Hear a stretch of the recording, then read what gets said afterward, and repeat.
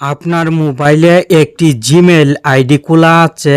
এখন এই মোবাইলে আরেকটি জিমেল আইডি কিভাবে খুলবেন? মোবাইলে দ্বিতীয় জিমেল আইডি খুব সহজে খুলতে পারবেন। মোবাইল থেকে জিমেল অ্যাপটি ওপেন করবেন। আপনার মোবাইলে যে জিমেল আইডি লগইন আছে সেই জিমেল আইডির লোগো উপরের দিকে থাকবে, এই লোগোতে ক্লিক করবেন। দ্বিতীয় জিমেল আইডি খোলার জন্য অ্যাড অ্যানাদার অ্যাকাউন্টে ক্লিক করবেন, গুগলে ক্লিক করবেন। আপনার মোবাইলের স্ক্রিন আনলক করার পাসওয়ার্ড অথবা প্যাটার্ন দিবেন। মোবাইলে দ্বিতীয় জিমেল আইডি খোলার জন্য ক্রিয়েট অ্যাকাউন্টে ক্লিক করে ফর মাই পার্সোনাল ইউজে ক্লিক করবেন।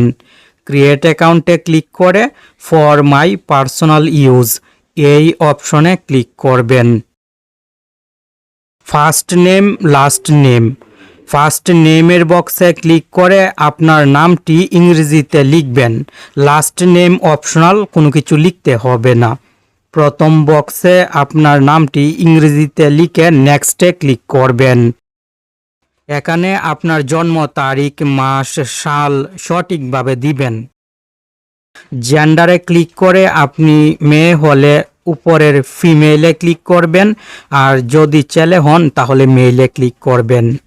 উপরের মান্থে ক্লিক করে মাস, ডে এর বক্সে জন্ম তারিখ, ইয়ারে জন্ম সাল, জেন্ডারে মেল অথবা ফিমেল।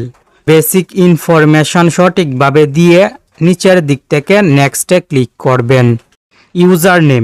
ইউজার নেমের বক্সে আপনার নামটি একসাথে লিখে নেক্সটে ক্লিক করবেন।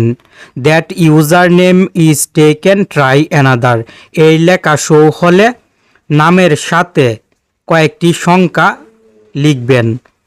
আপনার সিমের নাম্বারের কয়েকটি সংখ্যা অথবা যে কোনো সংখ্যা নামের সাথে একসাথে আলাদা লিখলে কিন্তু হবে না। নাম এবং সংখ্যা একসাথে লিখে নেক্সটে ক্লিক করবেন। যখন পাসওয়ার্ড দেওয়ার অপশন আসবে তখন বুঝবেন আপনি যে ইউজার নেমটি দিয়েছেন এই ইউজার নেমটি ইউনিক। আগে কেউ ইউজার নেমটি দিয়ে জিমেল আইডি খুলেনি।